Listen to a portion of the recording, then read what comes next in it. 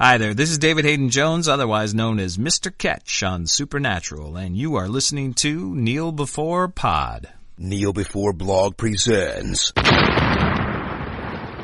Kneel Before Pod. When I was a child, my planet Krypton was dying. Okay, not really, but my parents named me Craig Mackenzie, and I was put on this earth to consume nerdy content. The problem is, there's just so much. So I did my best, until recently, when a website allowed me to force myself upon the world. To most people, I'm a giant nerd who watches too much TV, but in secret, I'm an even bigger nerd who watches even more TV. I do this to talk about it and protect the masses from potentially bad content. This is Kneel Before Pod. Joining me on the first step on the DC journey is my faithful fellow podcaster, Chris, or maybe he'd like to be called Chris L. Yeah, Chris L, why not? Chris L, yeah. And I'm Craig L, I suppose. Kryptonians, yay, we're Kryptonians. Yeah, so Supergirl Season 2, that's why you're here. I hope you're realising that. I thought I was here to talk about Avengers Age of Ultron, but I'll make do. You'll make do. Same thing. Yeah, it's close. I'm sure my notes will compare fine, they'll cross over fine. Yeah. So, eagle-eyed listeners will know that we had, eagle-eared listeners even, will know that we've already talked a bit about what the seasons were doing. We did a podcast on that way back, sort of mid-season time, to catch up on it. But now we're here to kind of talk about the rest of it, as well as everything in context. So we'll just start off without spoilers. What did you think of Season 2 as a season? I think overall, I think it was okay. I think it had its down points. I think some of these series are slightly too long, so they have these odd filler episodes that leave you sort of going, oh, why are they doing that? So, yeah, I think it was good overall, but sagged a little bit. It had its down points. Yeah, the major issue I had, or at least I thought I had at one point, was that there was no real major arc. You know, there was stuff going on, but nothing was really going anywhere as such until the last couple of episodes or so. It didn't seem like the season had a plan or had a point. But then I was thinking to myself, it is very much a bit of a 90s throwback anyway, in the sense that it wasn't, you know, it's not too heavy with angst and all that stuff. So it plays out a bit like, tonally, it can be seen as a bit similar to the New Adventures of Superman, although not quite as cheesy, even though it's still pretty cheesy. So what you kind of had was a replication of the 90s structure, you know, episodic television, with a bit of character stuff thrown into each one to make it feel like things were progressing. But on the whole, you could probably watch any episode of Supergirl and understand what's going on, which is not necessarily the case with something like Arrow or Flash or Legends of Tomorrow. Yeah, it is a more sort of episodic telling. You could probably miss a couple of episodes and still keep up. The characters would be in pretty much the same situation. I kind of agree with you. There was a bit of a lack, I suppose, of a main arc or a central villain, and at one point you've got about 3 different villains on the go. You've got your villain of the week, you've got the parents, you've got Katniss, you've got all this different stuff all happening at once, but we'll let the spoiler canon go off first before we delve into it. Yes, the spoiler kryptonite, yeah, or whatever. Yeah, I don't have much to say without spoiling everything, so I think we should just descend into the spoiler zone. Use the spoiler zone projector to go into the spoiler zone. A spoiler zone projector. Yeah, you know, like the Phantom Zone projector. Come on, get the references. Ah, right. It's like an overhead projector, but for the spoiler zone. Is that? No. Superman uses it to put people in the Phantom Zone. Right. Okay. So it's not like for maths lessons or anything like that. No, it is not. There's no overhead projector. I imagine Superman has some kind of hologram thing that he uses. Anyway, that's complete digression. So, let us go into the spoiler zone.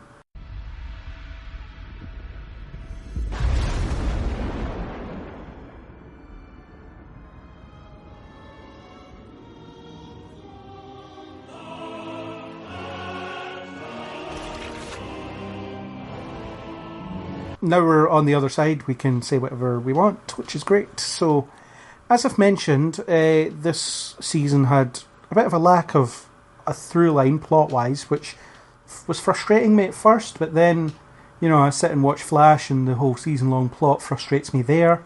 So the fact is Supergirl was frustrating me far less on a weekly basis, so I was just I was going along for the ride, I was enjoying it, and as always, the character stuff they did was pretty first rate, especially this season with certain characters that were problematic last season. So I think it's a good thing that they didn't go with the arc-driven television, the whole everything's going to build up to this epic finale sort of chat. I'm glad that they didn't do that, and they did something, I was going to say slightly different, but more old school than different, I would say. Yeah, I mean, they had sort of odd little recurring villains that sort of popped up for a couple of episodes, and then you wouldn't really hear about them for another episode, and then they'd sort of pop up again. And you had a little build up towards the mid-season, then you had a little sort of ramp up towards the end of the complete season. So yeah, it was. I think it worked in a way. I agree with you. I know we're going to be talking about Flash on another podcast, but it is one of those things where if you do have an arc that is running for so long, and if you're not enjoying it, especially if it's one that you're enjoying, then you're kind of okay with it. If you're not enjoying it a lot, then you're sitting there thinking, "Oh my God, when is this going to be over?" And it's. Yeah, I think it did all right, and I do think they lent more on the character-driven stuff in Supergirl, which in some ways I think was its strength a little bit. It made it stand out slightly from some of the other shows, and they did rescue some characters. I think others went a little bit quieter, but I think they nailed it pretty much on that front. Yeah, one of my biggest issues with last season was Alex. Mostly because she was just so ill-defined, except in the scenes where they were sitting watching Game of Thrones or something, where they were just being all sisterly. Those scenes were good, but outside of that, there was very little to Alex, and she was just kind of your badass tough girl working for the secret government agency. Season 2, they fixed that by giving her something to do. Fair enough, it was her finding out, it was her coming to terms with the fact that she's actually gay, which was a great touch for her character. I thought it worked so well. Eventually, it just became about the purity of this relationship that she developed with Maggie, rather than being about her sexual orientation.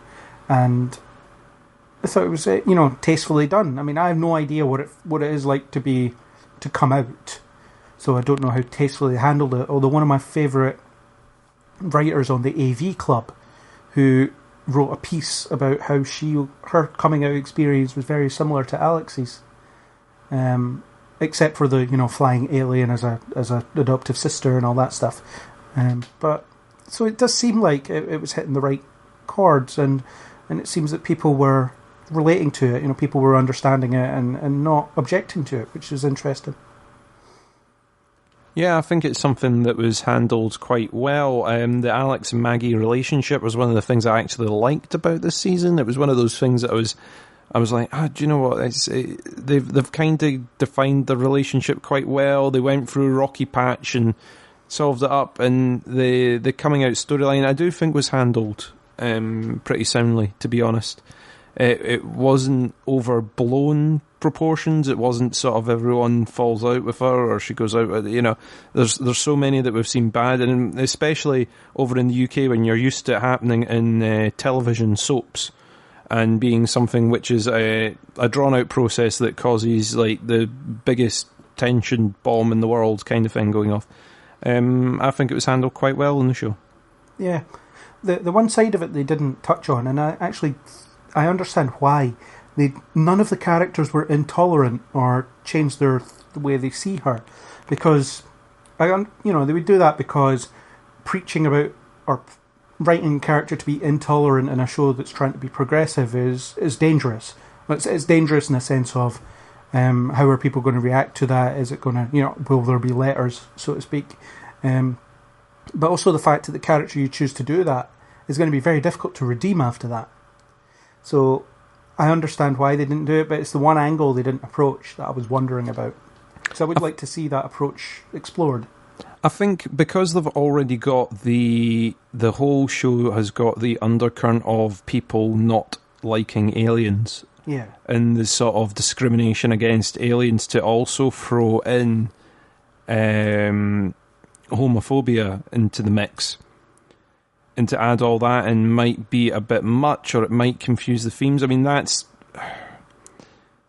probably not the right reasons for it, but it's possibly one of them. You know, they've already got that sort of undercurrent in there.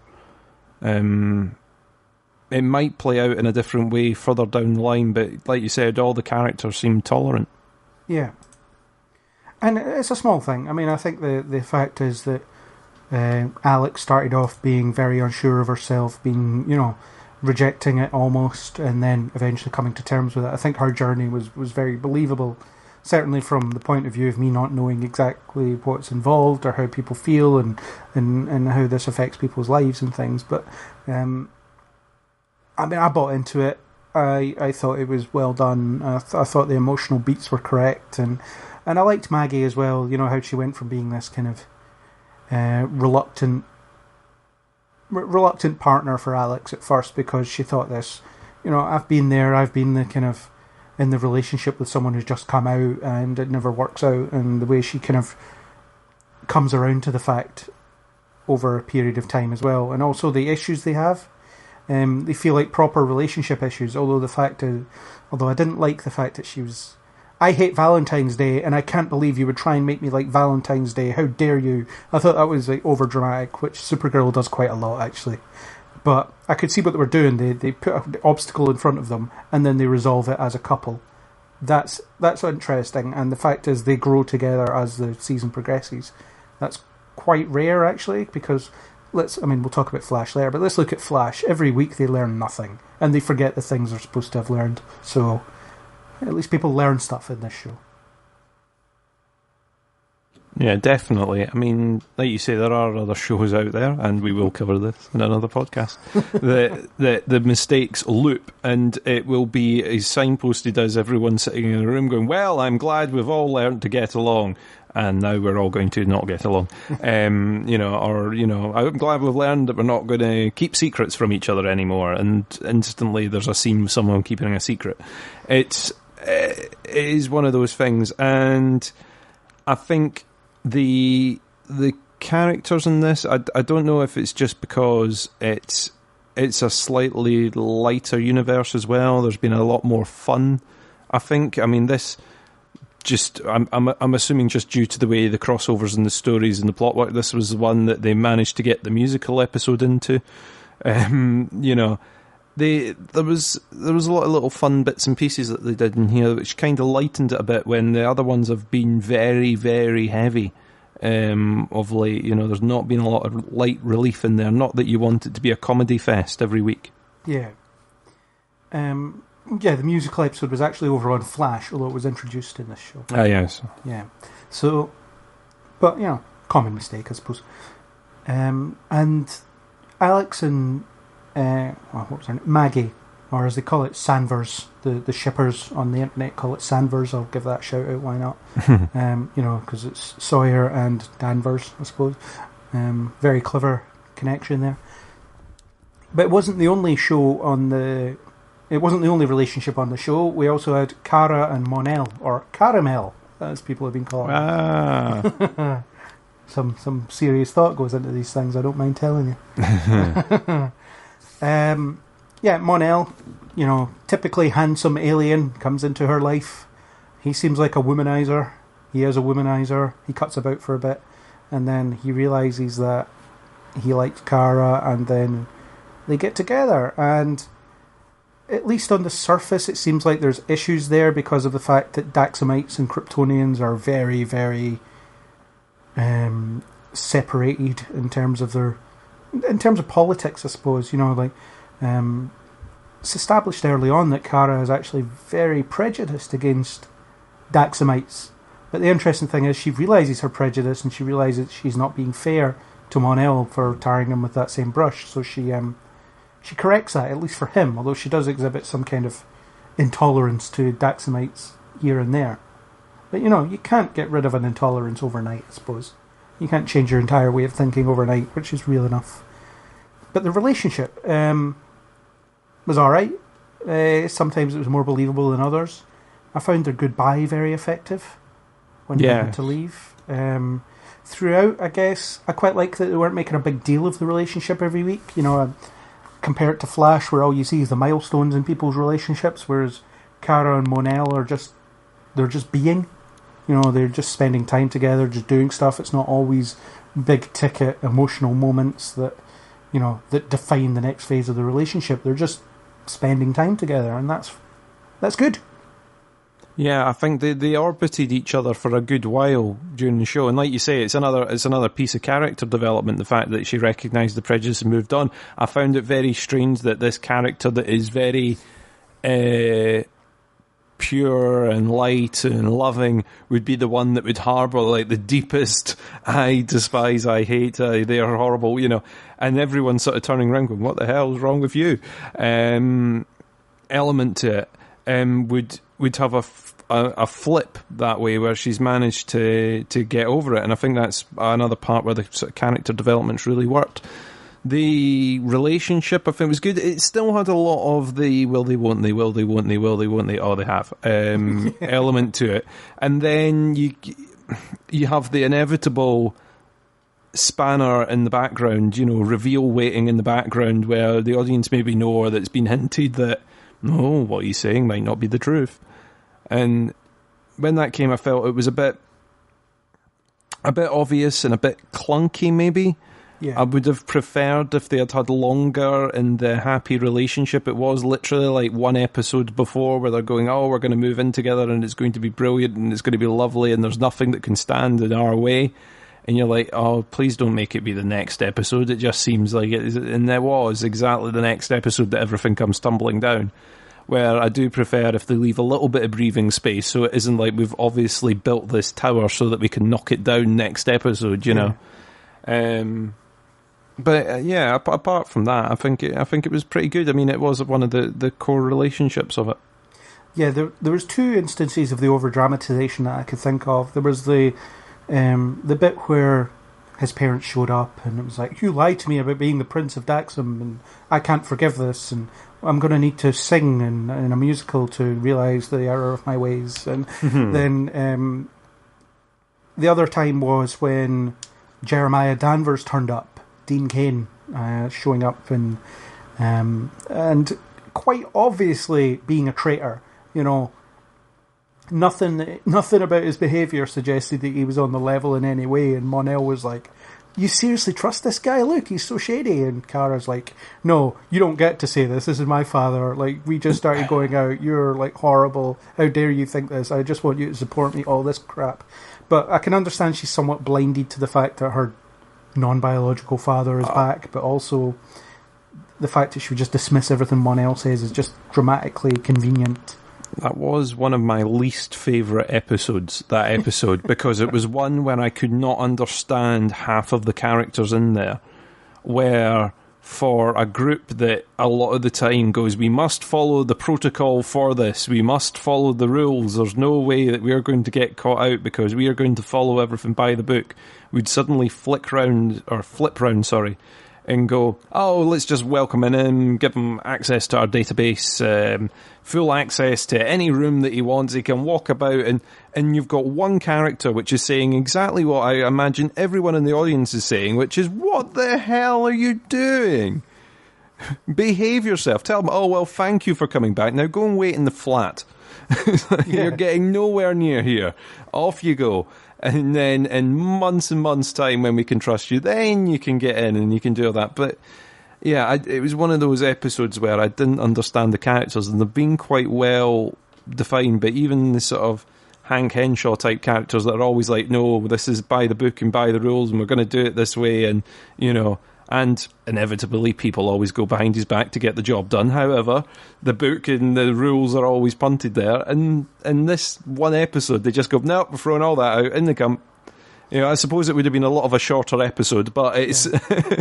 Well, I mean, in that particular episode, what you should have had was Maybe Kara and Alex have let their guards down because they're so happy to have their dad back. That's fine. Mon-El being on the other side of that, also fine. But I think J'onn J'onzz should also have been on the other side of that. But I'm happy this guy's back, but I'm going to limit his clearance for now until I'm sure. Because we can't even detect this obvious metal arm somehow. Which is confusing to me. But, yeah, that episode was weird. But the Kara and Mon-El relationship, as I said, worked out pretty well for the most part. I quite like Mon-El. I like his lack of understanding of human culture. You know, where he pulled some stuffing out of his mattress because he thinks that's what they were looking for Thanksgiving, all that kind of stuff. Just the little vague misunderstandings he has throughout. It's all quite pretty well done. And although I don't think they handle his growth as a superhero as well as they should have, considering that he went from the, you know what, I don't care, I'm just having fun, and then moves on to the, I want to be a hero because Kara wants me to be a hero, and then you don't really see any of that middle point where he tries to develop into a hero. You just kind of get the beginning and end of that, essentially. Yeah, I mean, there's two characters that go through that sort of transformation. I don't think neither of them pair up particularly well in the end.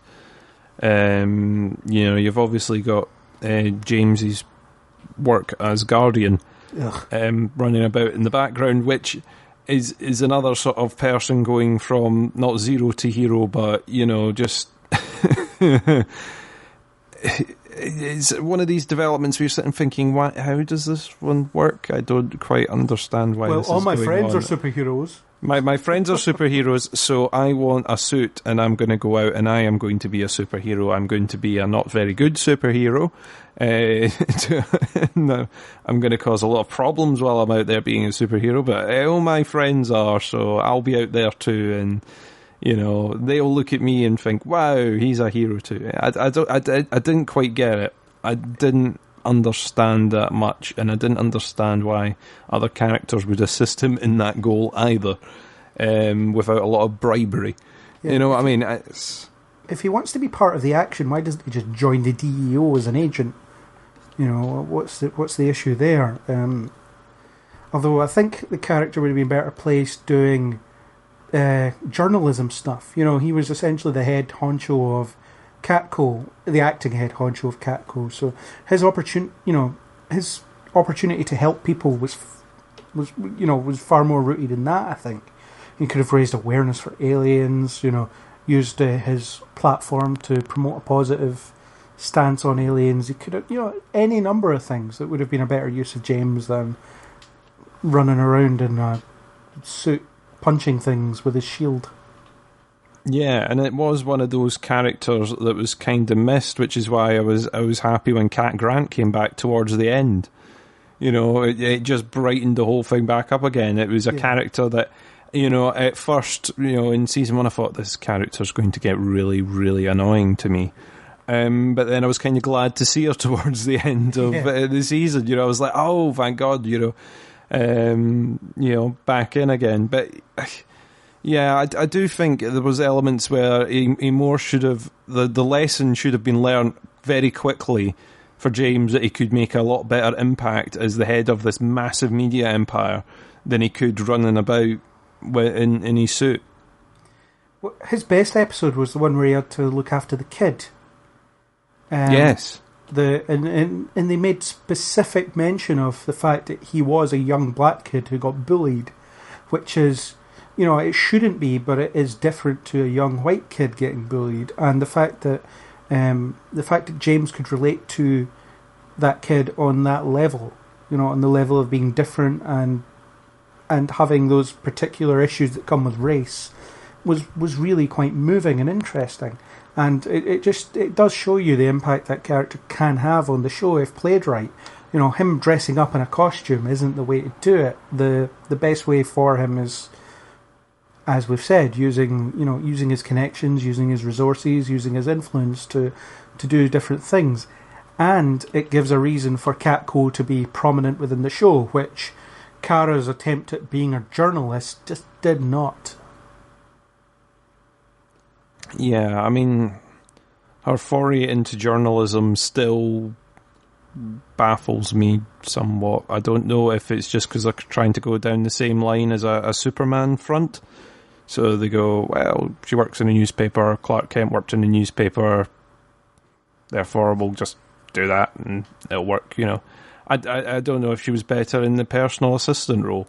I don't, though I suppose they wanted to give her something different and a challenge, and then she fills it up, and then she's back, and then she's not, and I don't know. It wasn't one of the storylines that kind of grabbed me, really, or foray into journalism. I'm sure I said this on an earlier podcast, but I forget which one. But when Kara was allowed to choose her job at the end of season 1, which is crazy in itself, but, you know, it only happens in CW shows, whatever. That's the way life works in CW shows, apparently. But I would have thought she would have chosen some kind of charitable arm of Catco, because that suits her personality more, her ability to help people. There's even certain causes that she could get behind with the resources of a charitable organisation behind her, things like that. The journalism thing didn't quite work, and you had this whole back and forth with the Snapper car character who just annoyed the hell out of me throughout, and kept saying things like, unconscious bias and things like that without really giving us context to what that's supposed to mean within the confines of the story. It's like the writer just heard a bunch of journalism business speak and decided to have him spew it out at random intervals.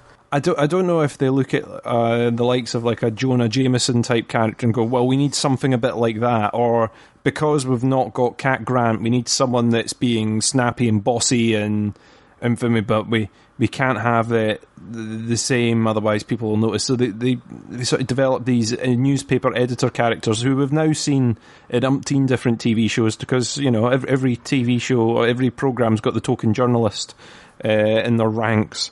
So, yeah, he wasn't my least favourite. He did have some fun moments, and there were some little bits and pieces, but it doesn't make up for the loss of Cat Grant up there, I don't think. No. And Kara's journalism career just wasn't strong enough. There was the aspect where she got fired because she abused her position as Supergirl, essentially to print something that she shouldn't have printed because it was a heavily biased piece of writing, which is fine. You know, like, she stands up for her principles and she made a tough decision. She was punished for it, but 2 or 3 episodes later she's back at work, you know, and like, and my issue with that one was as well, like, when it came up that she had this choice to make about, do I use what I know and print it anyway to protect people because it was to protect the aliens, or do I follow whatever protocol my boss has told me and keep my job? And, you know, it's like, if only she was related to someone that might have faced similar issues in their career that she could have asked. Oh, I mean, who could that be? Well, there's another sort of core relationship, isn't there? With Clark, I mean, I think it was inevitable that they needed to have Superman in here, but they seem to be scared to use him or scared to deploy him. You've come up with an excellent example of that. Is when a conversation or a text, like they did in the previous series even, would have made sense. It's like, what do you do if these two worlds sort of collide a little bit? Yeah. And it seems, it does seem that she could have got that article out in a different way. She could have got it out under a different name or do something sly to get it out. Rather than obvious, though, she like, did. The fact that she was championing it so much, and then a day later it turns up on the internet, you know. It's like, but that would have been a particular good use of Superman or of Clark, because it's like, what happens when you know something's right and you can use your influence as a journalist to do it, but it will affect your career because you only have that information because you're Superman. Where does that come from? You know, and she even tries turning up as Supergirl to talk to Snapper about the situation, and then he twists it in a way that's like, well, this isn't proof that, you know, this isn't enough to go on, I'll need to investigate this further. And she's like, this isn't good enough. So, because she's impatient and borderline incompetent, it has to be said, in her job. But it would have been good if even you wouldn't have had to have Clark in it, although it would have been better if you did. But it could have been, I spoke to Clark and he told me this, you know, and then she can have her own reasons for agreeing or disagreeing with him, because She can ask for advice. She didn't have to take it. Yeah.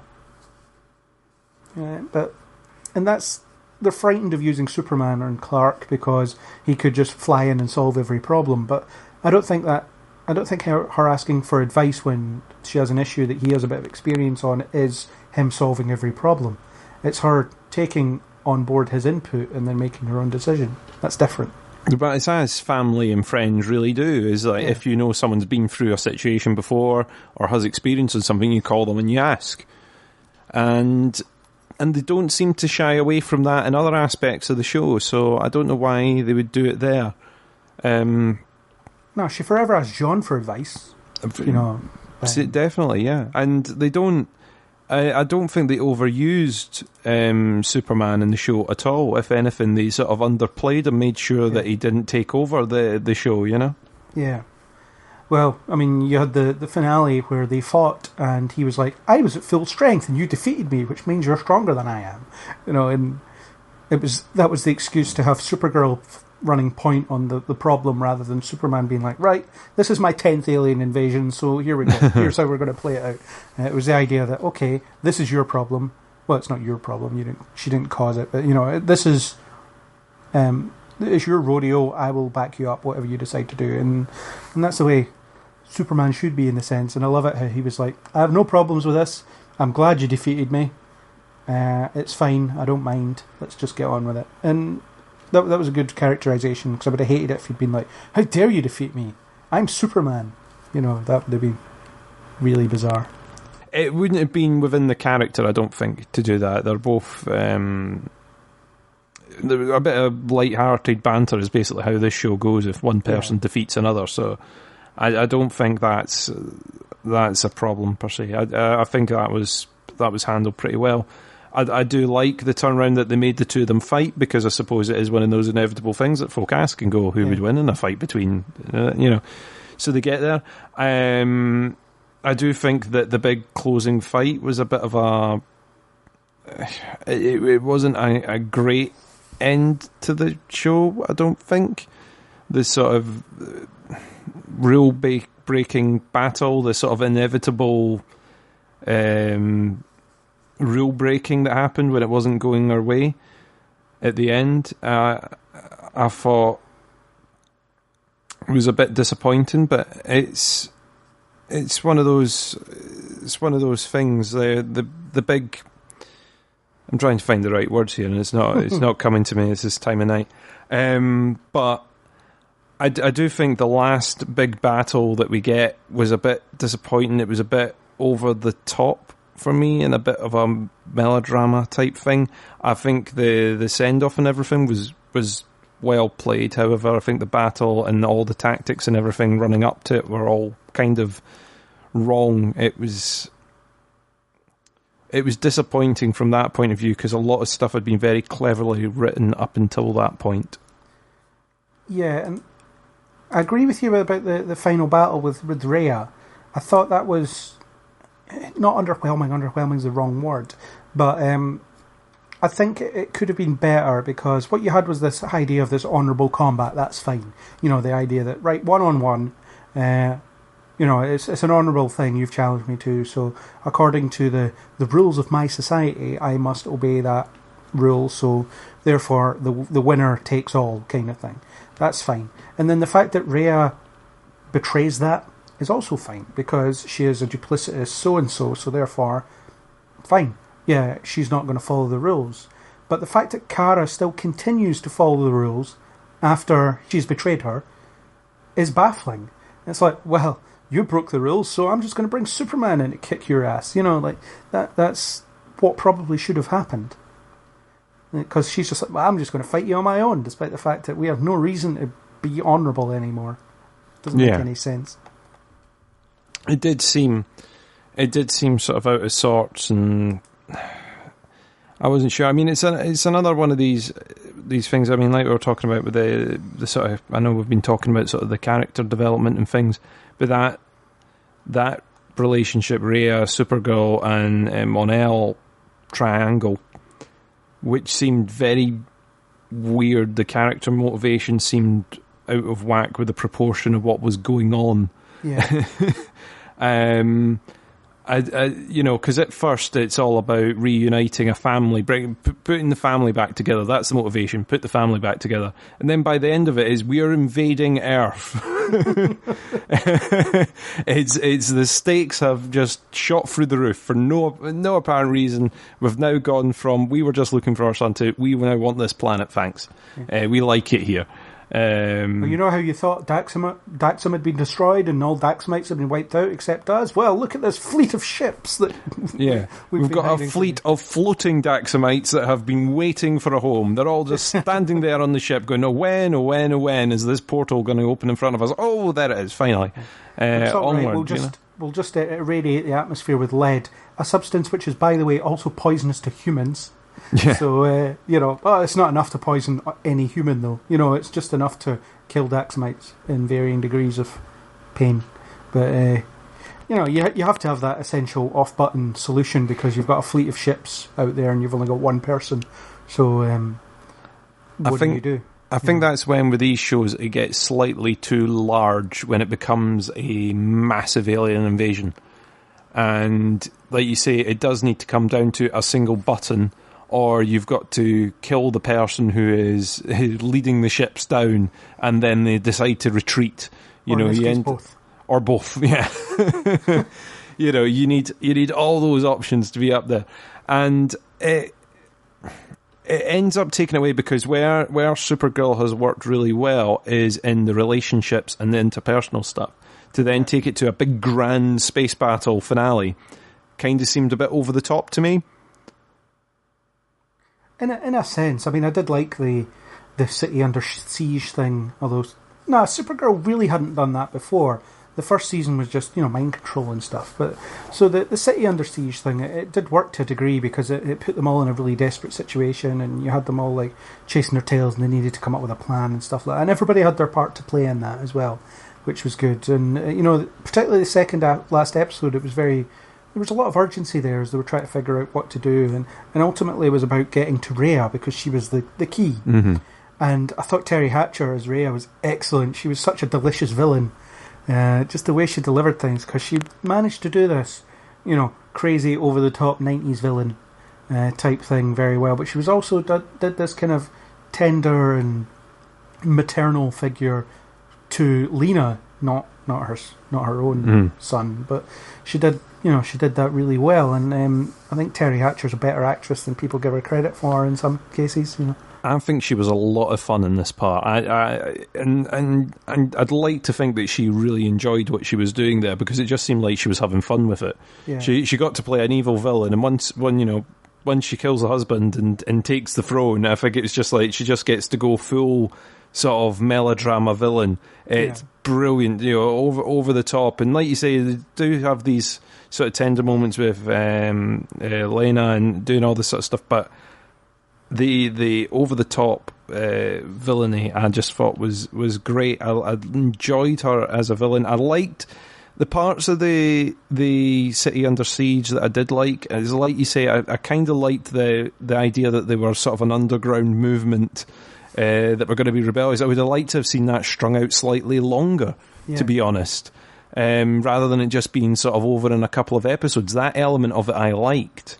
If it had been the latter half of the season where the city is properly under siege, properly under alien control, and they're all hunkered in a little bunker or the back of a shop somewhere trying to run a rebellion, I think would be quite a fun turn of events for them. Yeah. It would be a little change, the idea of Cat Grant sort of leading the charge, or at least being the public face of the rebellion, I thought was fun.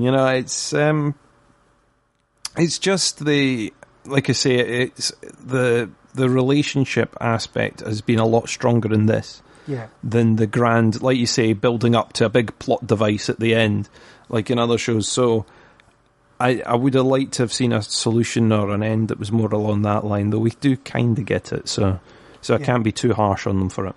And I absolutely loved the way that Cat Grant came back into it. She'd been missing all season, then it turns out she's on Air Force One, because where else would she be? Let's be honest. Yeah. It's just Cat Grant turns up on Air Force One, you're like, that seems legit. Yeah, that's fine. That seems like exactly where she would be.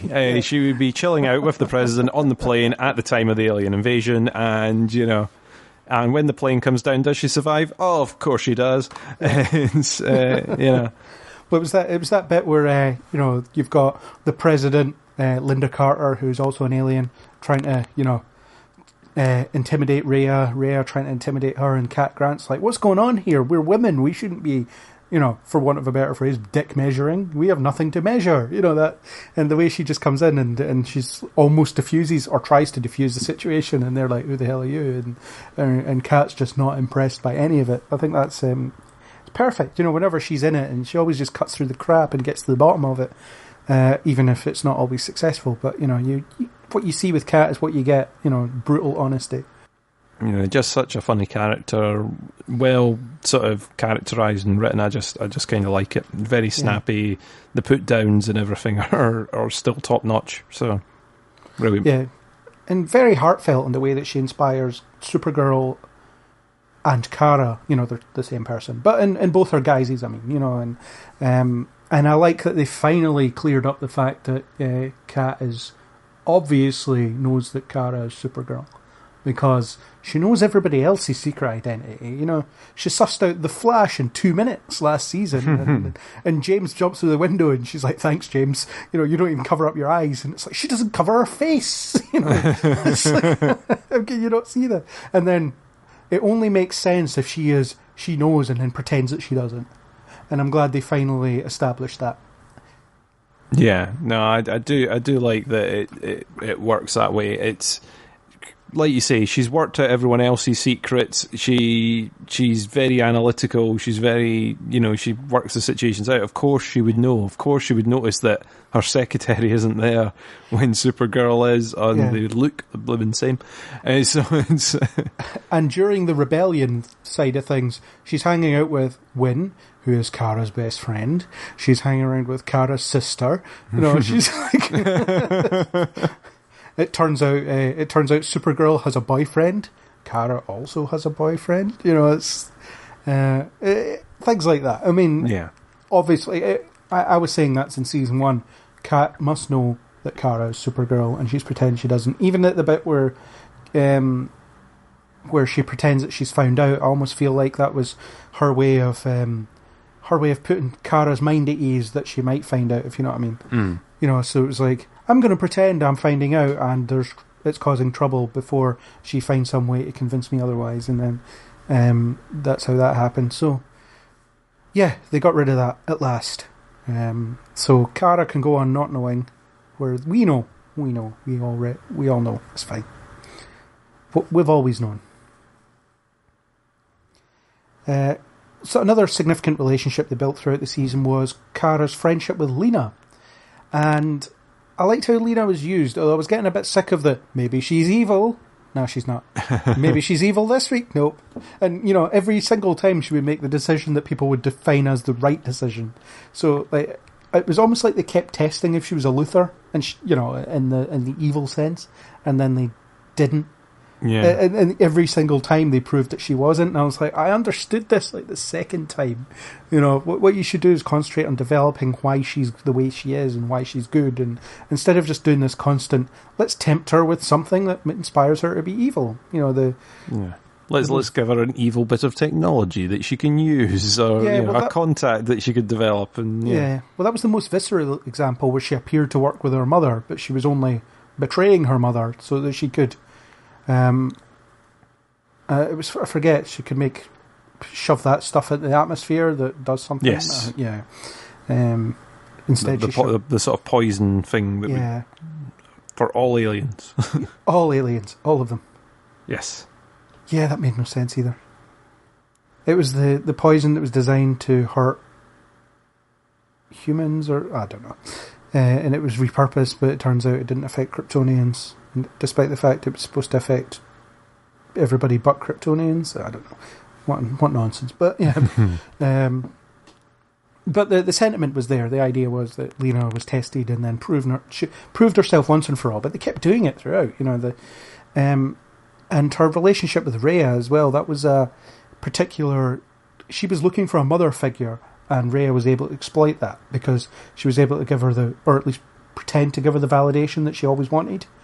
And I think she genuinely does get that. I think Rhea is genuinely impressed with her, but there's also an air of manipulation there. Oh, there's definite manipulation in there, but she is impressed. I mean, it's one of those ones where they have played it quite well, where she sort of thinks, oh, well, everyone on Earth's going to be too stupid to understand the stuff that I'm putting out here. And then, slowly realise, oh no, people do get it. There are people that are smart enough in there. And I do think there is an element of admiration in there, slightly. The fact that this lowly person on Earth is able to work the big grand theories behind this, thing that hasn't been invented and is sort of light years ahead of what we've got. Yeah. So I do think there was elements of that there. It is another character that's, like you say, I wish they would stop toying with us with is she evil this week? Is she evil this week? Is she evil? And it's more along the lines of, is she evil yet? As if, it is going to build up to, okay, and now she slipped up. Or now she's on the wrong side of this, But, like you say, every time, even if it looks like it, she builds her way back again. Yeah, and I think they might be trying to tease it in the same way that they did in Smallville with Lex, a gradual decline down into villainy. Although with Lena, I'd like to see it go the other way, as a gradual progression into her becoming a better person. And her friendship with Kara is really well handled, I think. Again, you only sporadically see it, and they hang out, and there's scenes where they're not really doing anything. They're just having lunch and talking about Justin Timberlake, because apparently people still do that in the CW universe. But and it's fine. I mean, it's not a scene that affects the plot of the entire episode, but it's a nice little character scene, and I quite like it when they have these moments that just, this will tie into this thing that's going to happen in 5 minutes. It's like, it doesn't have to. I mean, it ties into the overall thread of these characters' friendship, so by the time you get to the end of the season, you realise that they have done a good job developing it. Yeah, it is those slow build elements. Like I've said already, if you slowly build on the relationship, slowly and over time, it is more believable than if they go from barely knowing each other to being friends in the next episode. Yeah. Best pals who will share, confidential information or whatnot. Yeah, and I thought it was absolutely hilarious when Lena had been chosen to be Mon-El's bride. Lucky her. But and she's like, oh hey, you're like Kara's boyfriend. It turns out you're a super-powered alien. And then Supergirl shows up to save her, and it's like, oh, Kara Danvers sent me to rescue you. And it's like, oh god. You do think that must be another one of someone that's pretending or knows or as an element as well. I mean, we've already established she's a very bright person, so it would seem strange for her not to know but be pretending, or at least have a massive inkling, especially after like all the events towards the end of the season here. Yeah, and it's Kara, did you know that your boyfriend was an alien prince? It's like, we're just not going to bring that up, apparently. Yeah. Let's just keep that on the down low. Yeah. Or even more, the fact that, where's your boyfriend? Oh, he had to leave? Totally unrelated to the... Yeah. I think the one character they did a bit of disservice to in this season was Wynn. Not that... I mean, they did so well with him in the beginning because he was in the place he was supposed to be. He was... Yeah. The DEO was a much better fit for him because he was this master hacker that could do anything better than they could. So, of course he should be there. And then he was James's sidekick for a while, which... it didn't really work because that Guardian story wasn't working anyway. Then he had that thing with Lyra, which, resulted in her betraying him, playing the long con, and then he forgives her, and it goes on and on and on. And they struggled to find a place for Wynn this season, I think, despite the fact he was in the right place. Yeah, I mean, he was in the right place job-wise, where, he should be the man in the chair, sitting there, helping out, hacking, getting information, doing that. I mean, it was spot on having him there. But yeah, it seemed like they sort of threw a lot at him to see what sticks and what works. Yeah. That's the impression I got anyway. They sort of go, okay, we'll give him a girlfriend. And once again, I give them credit for the fact that they introduced the girlfriend way off from the episode of the long con. It is genuinely a long con through the series rather than it being I just met this girl and she's lovely. Oh my god, she's just stole my stuff. It's like they do introduce it and make it a gradual building relationship, and they did that well, I think. But he didn't seem to get that push that he had in the previous series, where he got at least a couple of episodes that didn't revolve fully around him, but at least developed him a little bit. He was one that sort of missed out this time round, I think. Yeah, and they teased us when he says, "I want to meet this Cisco guy. I think we'd be good friends." And then you don't see that happen.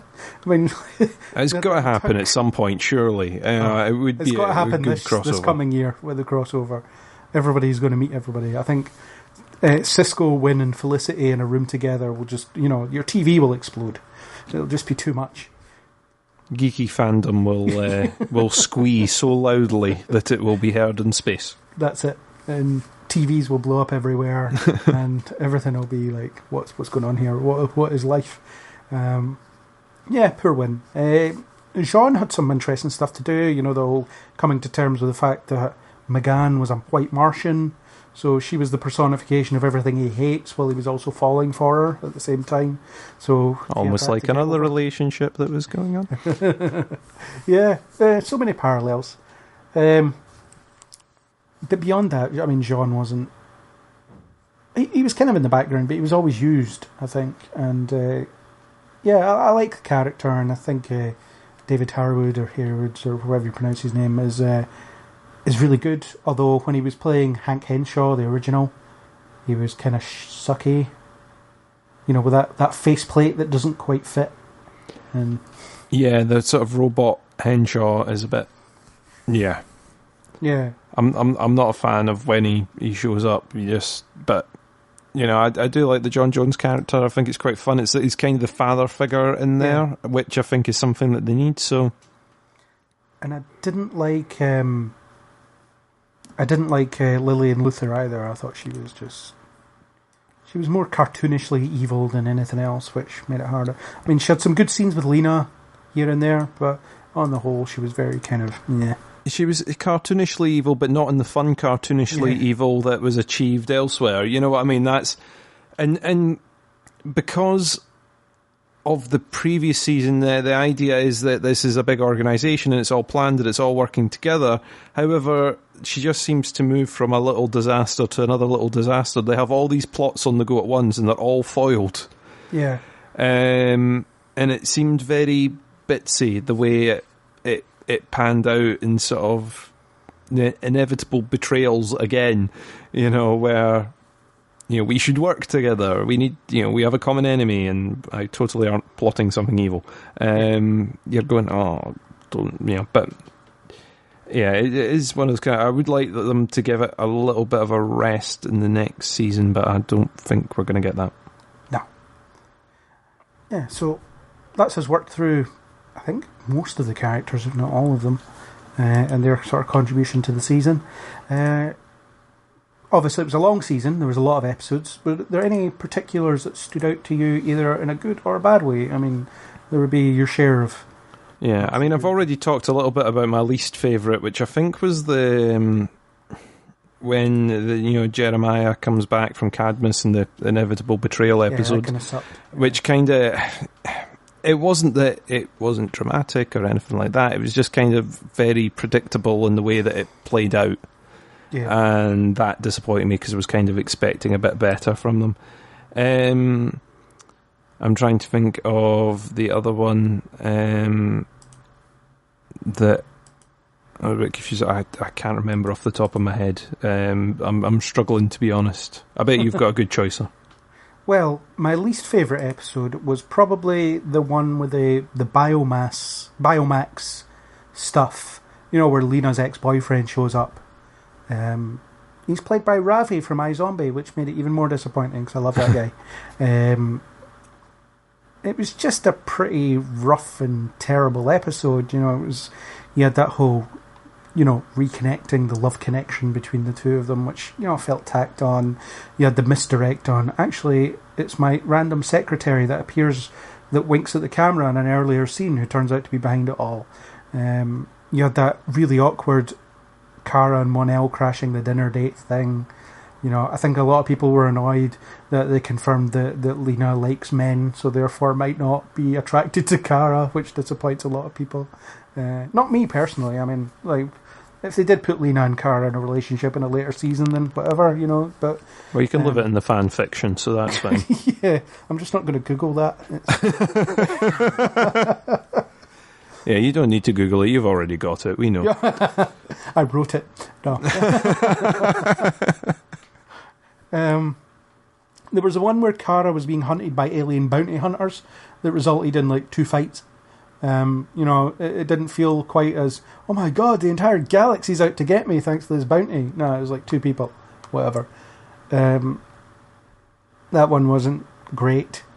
A couple of my favourites though, I really liked the one where Mixus Pitalik turned up.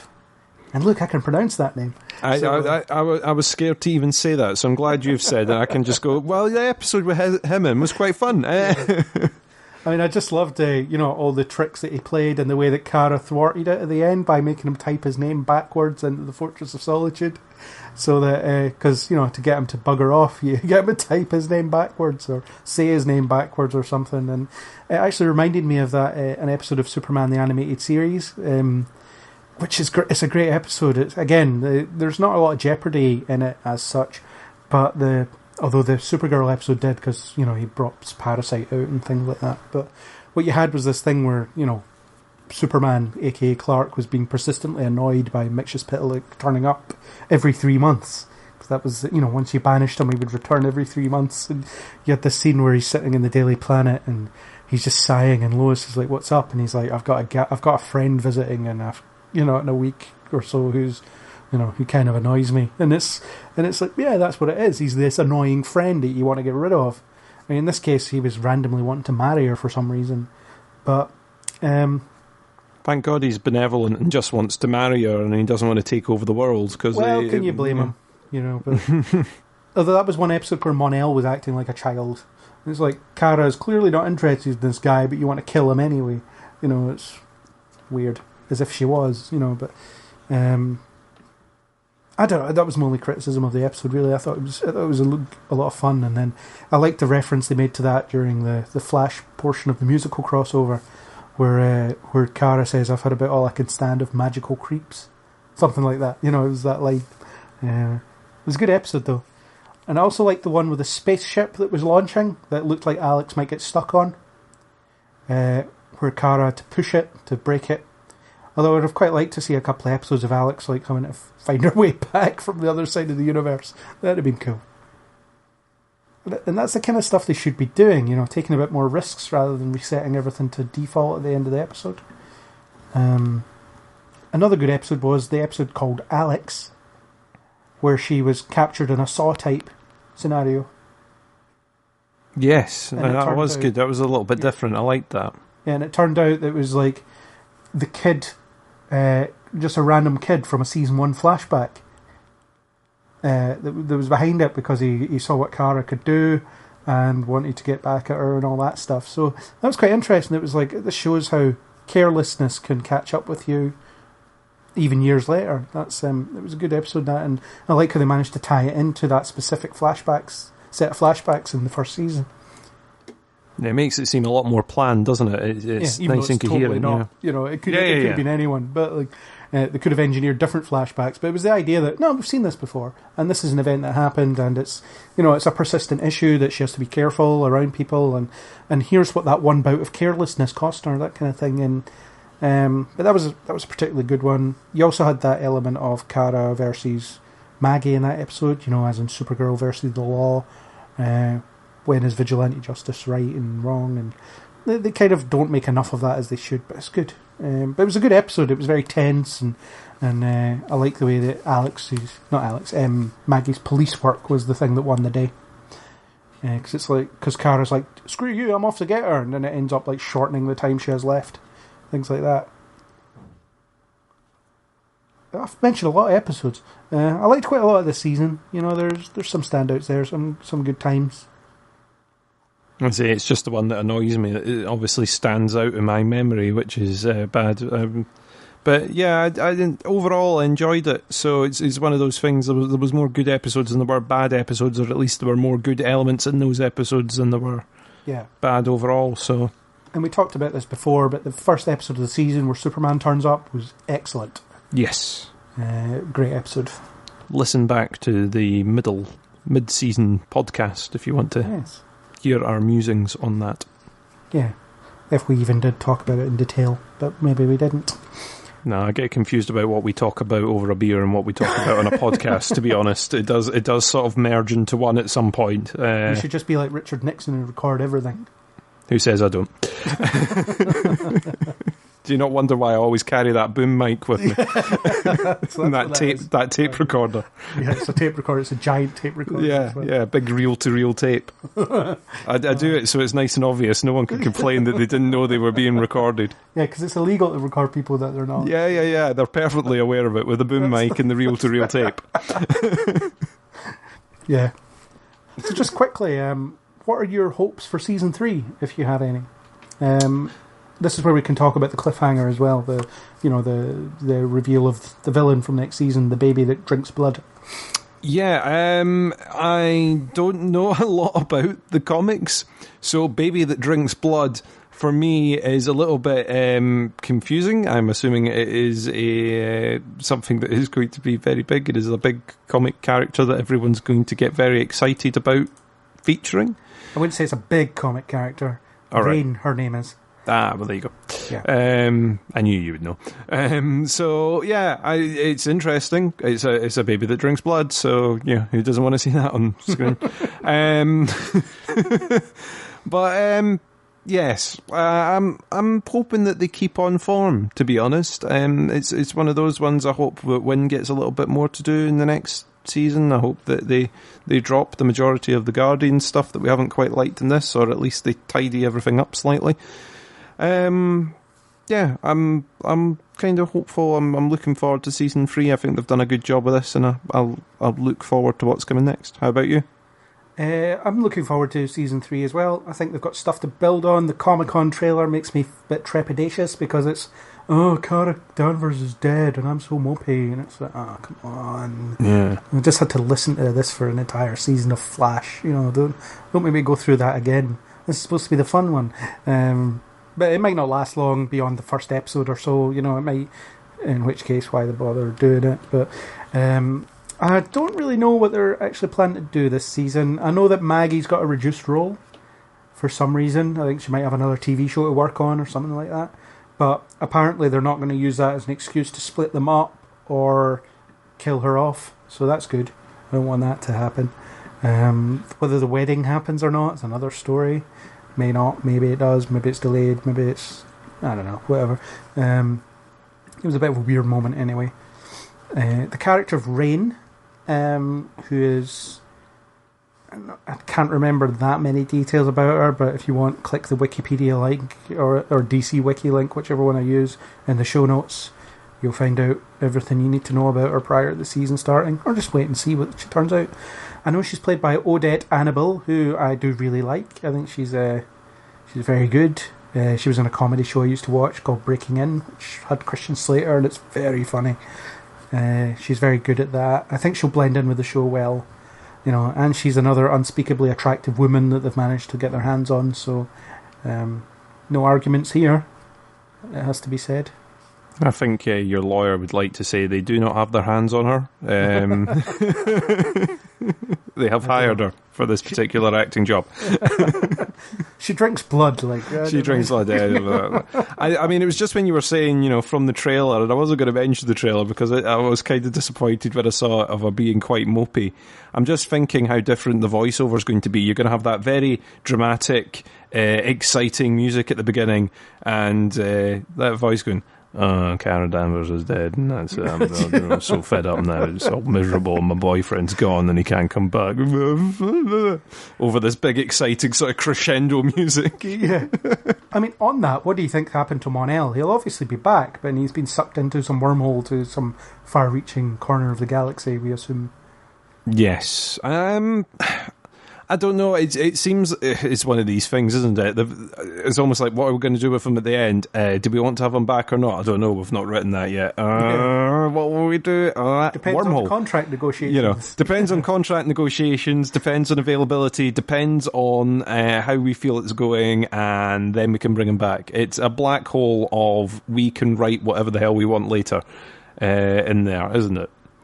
Yeah, it's we can make it, you know, that he was at the other side of the galaxy and he couldn't get back, or we can make it that he found something there that helps him get over his vulnerability to lead. It's he could end up on War World, he could end up on Apocalypse, he could end up on Daxam, he could end up anywhere. What I would have thought was, you know, that it's weird how the first instinct was, let's send him into space in this very small ship with, we assume, limited life support and definitely limited resources. You know, he doesn't seem to have a food replicator in there. Where would it go? But he can't even stand up. I mean, for God's sake. So you don't want to know where he stores his food replicator. So I don't know. There's plenty of ideas. It could have been like, let's maybe send him to Earth 1 and hang around with Barry for a while, and I can visit. I see. Yeah, I mean, when we were talking about this, it's like there's a portal and an ability to send them to any of these other Earths which are not flooded with lead, and just store them there for whenever you like, or throw them over to one of the other shows. And I suppose what they're not wanting to do is then give the character away to someone else to use, I'm guessing, or they don't have the same tie-in where they can go, well, you're going to have to write this character being around for a couple of episodes, please. You know, even if it was just him turning up partway through. Yeah, well, wouldn't it be cool if he was on Team Flash for 3-4 weeks, or, you know, or hung around with the Legends for a while? Yeah, but, know, get him to turn up, adjust to the new world, and then go out and get a job in a bar somewhere, and have him turn up in the background of a few scenes to say, he's still there, still there, and then they can write him back in. But it depends on if they've got big plans, you know, like you say, he's gone into this wormhole, what's going to happen next, where is he going to be? So they might have come up with something very exciting to do, or, you know, who knows? Who knows, yeah. But looking forward to it, as always. I'll be watching, I'll be reviewing. There may occasionally be podcasting when we run out of other things to talk about, so who knows?